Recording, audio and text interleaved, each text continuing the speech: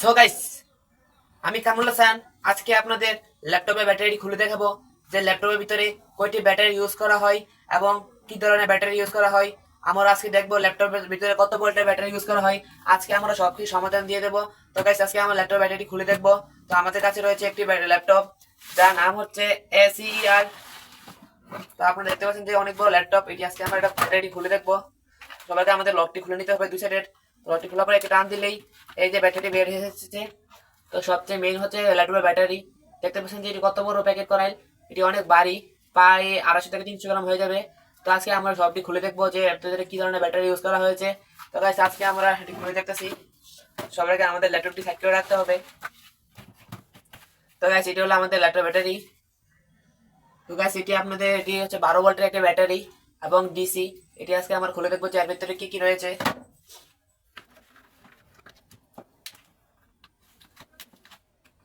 এদিক দিয়ে আড়া দিলে ল্যাপটপটি ব্যাটারি খুলে যাবে।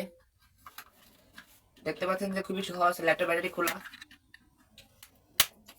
এই যে আপনারা দেখতে পাচ্ছেন যে ল্যাপটপ ব্যাটারি আমরা কিভাবে খুলে নিচ্ছি। তারপর নিউ ব্যাটারি খুবই সহজভাবে আমরা ল্যাপটপ ব্যাটারি খুলে নিচ্ছি। খুবই সহজভাবে লাগানো রয়েছে। আমরা দেখবো যে এর ভিতরে কি ধরনের ব্যাটারি ইউজ করা হয়েছে। ওটাই দেখতে পাচ্ছেন যে ল্যাপটপ ব্যাটারি আমরা খুলে নিয়েছি। এটির ভিতরে আপনাদের লিথিয়াম ব্যাটারি ইউজ করা হয়েছে, যা কিনা এখানে রয়েছে 6টি ব্যাটারি এবং একটি হচ্ছে আপনার বিএমএস, যা কিনা ব্যাটারিটি চার্জ, ওভার চার্জ এবং ডিসচার্জ কন্ট্রোল করে থাকে। তো আমরা খুলে দিতেছি। তো আমরা জ্বালা দিলে খুলে যাবে। তো আমি নিয়েছি, এখন আমরা ব্যাটারি খুলে নেবো। তারগুলো আমরা কেটে নিয়েছি। তো খুবই টাইট ভাবে লেগে আছে। তো আমাদের এদিক দিয়ে আড়া দিয়ে খুলতে হবে। আমাদের সাবধানতা খুলতে হবে। ব্যাটারি দেখতে পাচ্ছি কি নতুন, একদম নতুন ব্যাটারিটি রয়েছে। তো আমরা এটি খুলতেছি।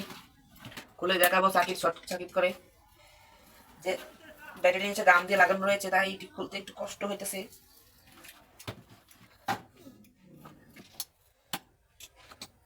চিন্তা করতেছি বাইজানি জায়গা আবার।